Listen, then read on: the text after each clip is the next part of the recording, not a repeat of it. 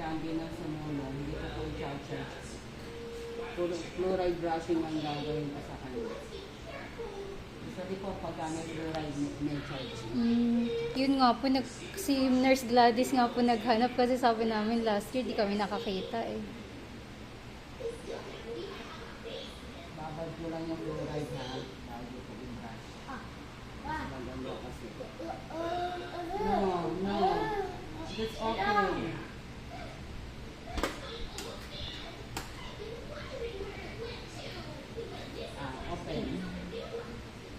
Open.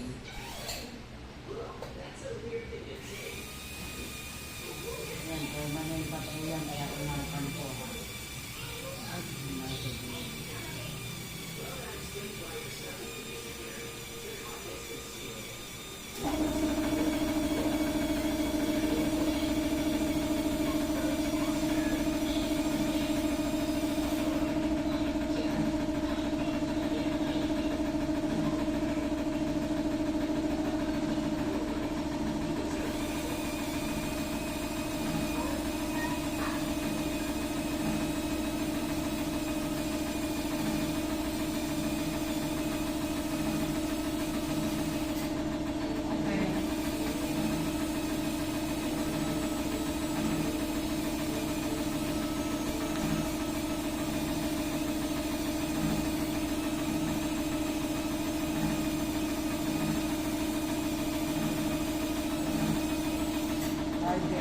Gargle.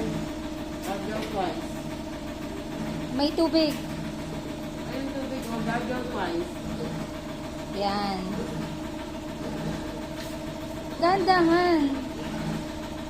Yun. Dahan. Okay na.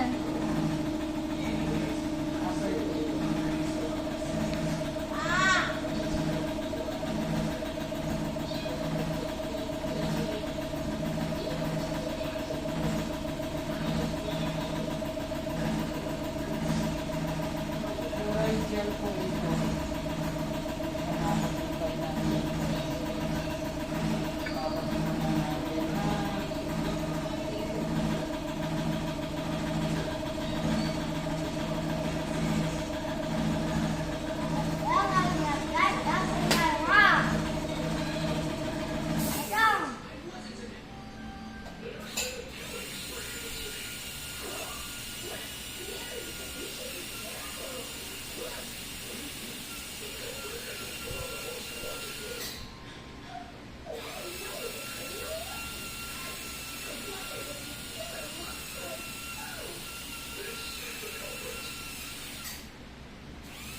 hindi ko masyadong lumalabas na ano. Ang tagal nga pong tumubo eh.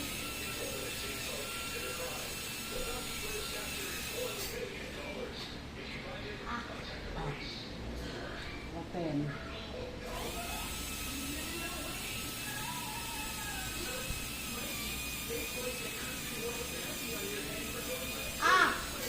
Okay, garden. Pakiingatan mo mga dulong bagang ha.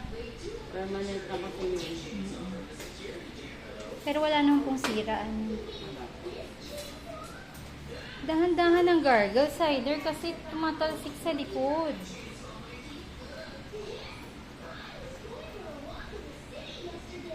Okay na. Actually, tapos ko na siya i-brush. Lalagyan ko siya ng fluoride. Bawal, kumain na ba siya? Kumain na po. Bawal ng at least 20 minutes. 20 minutes na kumain, mag-water, mag-move. Okay, 20 minutes.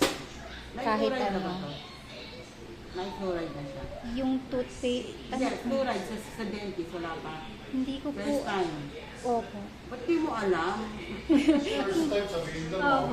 Pero hindi pa siya na-fluoride. Hindi pa. Ngayon pa lang kami nagde-den. nagde-den. Usually ang fluoride, 6 months after kung na-fluoride na. Check up lang yata yung sa school eh. Ako po nag-check up doon. Kayo, so sa inyo po galing din yung papel? Opo. Kayo po pala yun. So, lalagyan ko siya ng fluoride. Actually, pre-nangalan ko. Pag gagamit ko po, may charge talaga ko.